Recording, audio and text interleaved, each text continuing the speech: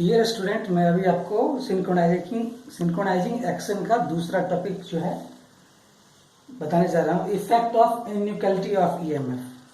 कल मैंने बताया था कि दो अल्टरनेटर है जो कि पैरेलल में कनेक्टेड है। क्लियर ना? दोनों अल्टरनेटर का जो वोल्टेज क्या था, सेम था। कुछ कारण बस क्या हो गया, स्पीड चेंज के कारण क्या हो गया कि E1 और E2 के बीच क्या हो गया, वो एंगल का डिस्प्लेसमेंट आ गया था। तो उसका मैंने इफेक्ट कल देखा था। मैग्नीट्यूड सेम था।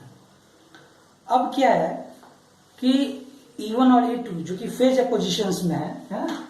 E1 और E2 क्या है, फेज अपोजिशन में। ऐसे दिखने में लग रहा है ना, E1 और E2 एक दूसरे के रिस्पेक्ट में क्या हो, फेज अपोजिशंस में है। अगर एक का भी वोल्टेज बढ़ जाता है, मान लिया जाए किसी कारण बस जो है E1 का वोल्टेज बढ़ गया है ना, तो E1 का वोल्टेज, इस केस में क्या था, दोनों का मैग्नीट्यूड क्या सेम है और एंगल 180 डिग्री है। रिजल्टेंट वैल्यू क्या होगा इसका, 0। इस केस में क्या देख रहे हैं कि E1 क्या हो गया, ज्यादा हो गया E2 से, लेकिन वो फेज अपोजिशंस में ही है। तो क्या होगा, रिजल्टेंट वोल्टेज क्या हो जाएगा इसका, E1 माइनस E2 है ना। तो ये रिजल्टेंट वोल्टेज क्या हो गया, E1 माइनस E2, जो कि क्या हो गया, पॉजिटिव होगा, क्योंकि E1 क्या ग्रेटर देन। तो जो करंट फ्लो होगा ER के से लैगिंग करेगा कितना, 90 डिग्री, बिकॉज ये RL लोड है। तो आप क्या देख रहे हो कि E1 के रिस्पेक्ट में करंट क्या है, ये लैगिंग कर रहा है। इसका मतलब E1 क्या चीज का काम करेगा, वो डीमैग्नेटाइजेशन का काम करेगा। क्लियर? और E2 के रिस्पेक्ट में करंट क्या हो रहा है, लीड कर रहा है। तो ये जो अल्टरनेटर जनरेटर नंबर 2 है वो मैग्नेटाइजिंग का काम करेगा। क्लियर ना? तो जब E1 का मैग्नीट्यूड ग्रेटर देन E2 हो, ऐसा ही समझिए कि दो फ्रेंड है, जो दोनों का वोल्टेज, दो फ्रेंड है, अगर मान लीजिए दोनों साथ साथ जा रहा है, किसी कारण बस से किसी ने ज्यादा फोर्स लगा दिया, कोई आगे चला जाता है, ठीक है, दूसरा फ्रेंड पीछे पड़ जाता है, पीछे रह जाता है। तो लेकिन हम चाहते हैं कि दोनों साथ साथ हो, तो क्या हो सकता है कि आगे वाला फ्रेंड अपना स्पीड को क्या कर लेगा, कम कर लेगा, और पीछे वाला फ्रेंड अपना स्पीड को ज्यादा कर लेगा। इस तरह दोनों क्या होगा, एक सेम पोजीशन पे आ जाएगा। यही केसेस है यहाँ पे। दूसरा क्या है कि EU2 मतलब अल्टरनेटर नंबर 2 का जो वोल्टेज क्या है, अल्टरनेटर नंबर E1 से बड़ा है। तब अब जो रिजल्टेंट वोल्टेज किसके डायरेक्शन में होगा, E2 के डायरेक्शन में होगा। तो यहीं पे मैंने लिखा है ER का डायरेक्शन, ठीक है। तो अब जो है करंट लैग करेगा किससे, ER से। तो ER इधर है तो करंट क्या होगा, इधर। क्लियर ना? क्योंकि RL लोड है। ओके, RL लोड है मतलब मान लीजिए कि अपने आर्मेचर रेजिस्टेंस को आप नेग्लेक्ट मान लीजिएगा, है ना। तो जो करंट होगा, आर्मेचर करंट क्या होगा, ER से, रिजल्टेंट वोल्टेज से 90 डिग्री लैग करेगा। Okay, ER। अब आप देखिए यहाँ पे कि E1 IA जो है E1 के रिस्पेक्ट में क्या कर रहा है, लीड कर रहा है। मतलब अल्टरनेटर 1 जो है मैग्नेटाइजिंग इफेक्ट का काम करेगा, लेकिन IA इसके रिस्पेक्ट में क्या कर रहा है, ये लैग कर रहा है ना, पीछे है ना। इसका मतलब ये कि डीमैग्नेटाइज का काम करेगा। मतलब क्या हो गया कि जब E2 का मैग्नीट्यूड E1 से बड़ा होगा तो E2 डीमैग्नेटाइजेशन का काम करेगा और E1 मैग्नेटाइजेशन का काम करेगा। क्लियर ना? तो ये जो था आपका सिंक्रोनाइजिंग एक्शन के लिए, मतलब अगर दो अल्टरनेटर में से एक अल्टरनेटर आउट ऑफ सिंक्रोनिज्म हो जाता है तो कैसे उसको सिंक्रोनिज्म में लाना है, ये मेथड था।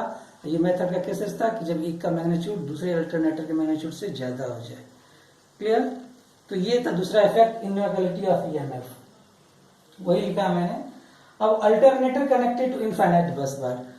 अभी तक जो मैं बता रहा था कि दो अल्टरनेटर का था, पैरेलल में कनेक्टेड था और उस पर कोई लोड नहीं दिया था।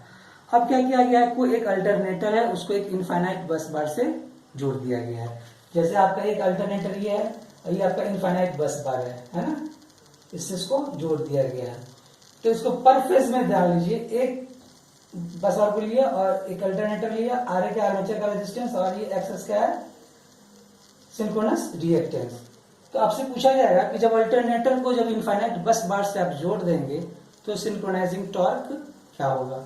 तो आपने इससे पहले वाले स्लाइड में मैंने बताया था कि जब दो अल्टरनेटर था, ठीक है ना, तो उसमें सिंक्रोनाइजिंग करंट का वैल्यू क्या आया था, alpha E by 2 times of X S. क्योंकि आपने एक्सेस 2 था ना, एक अल्टरनेट, दो अल्टरनेटर था 2 एक्सेस, लेकिन यहाँ पे अल्टरनेटर एक ही है।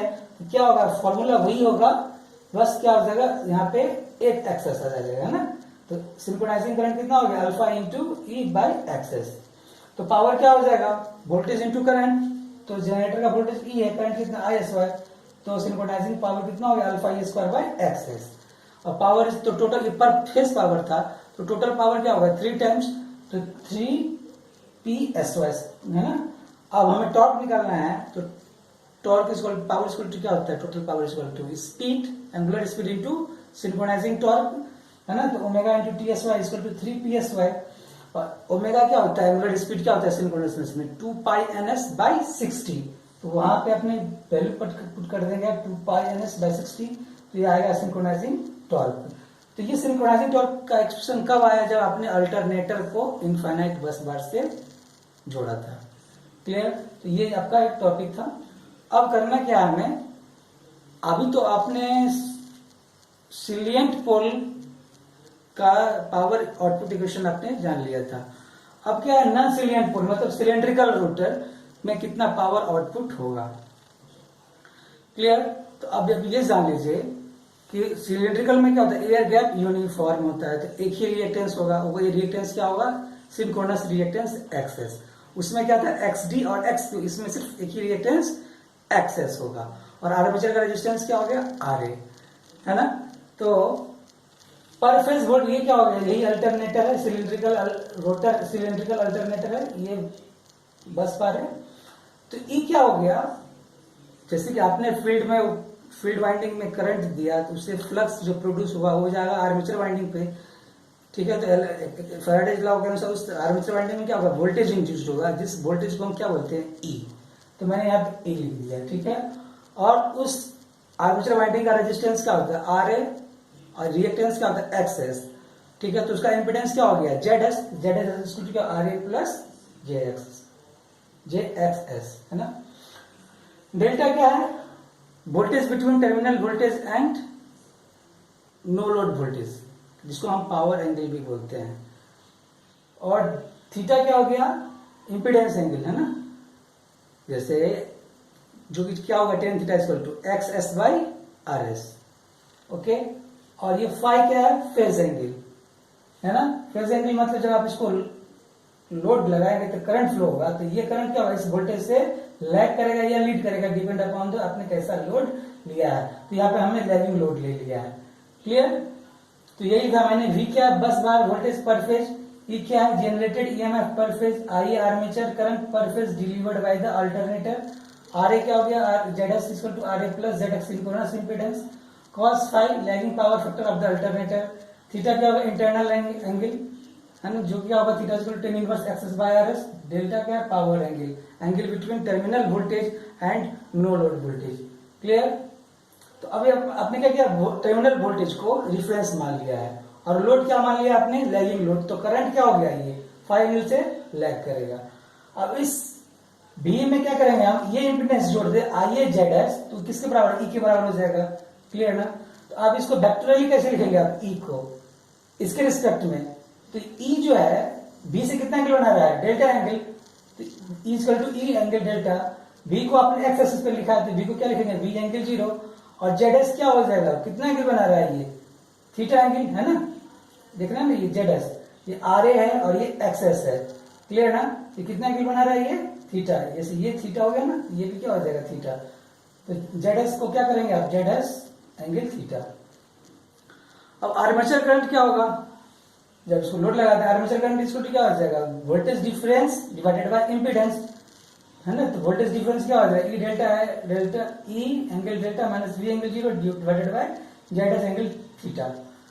तो E बाय ZS क्या हो जाएगा एंगल को अगर डिवाइड करेंगे तो माइनस होता है, तो डेल्टा माइनस थीटा और 0 माइनस थीटा कितना होगा माइनस थीटा।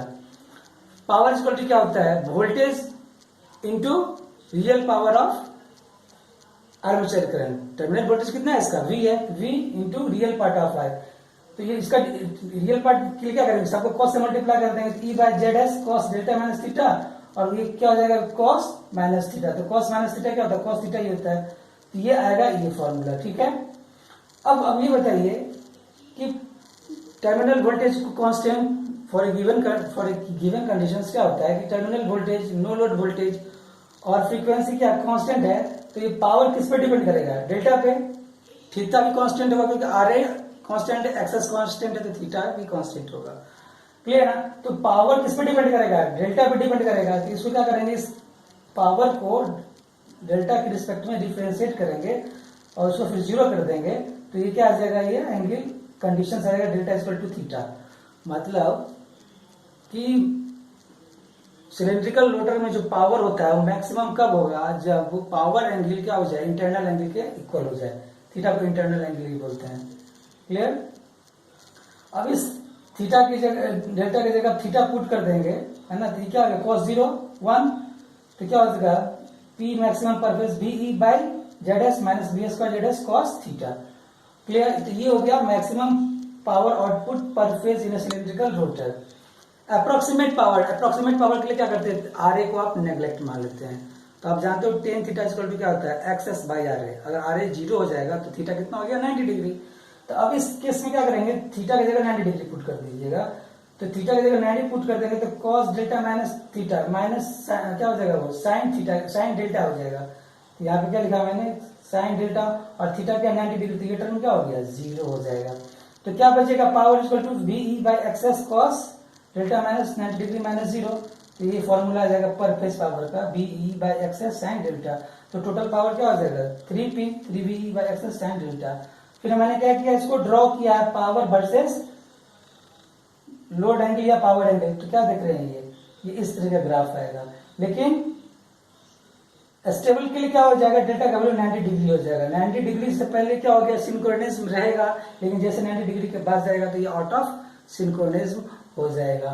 तो यही था हमारा alternate parallel operations of alternator का टॉपिक। क्लियर? Thank you.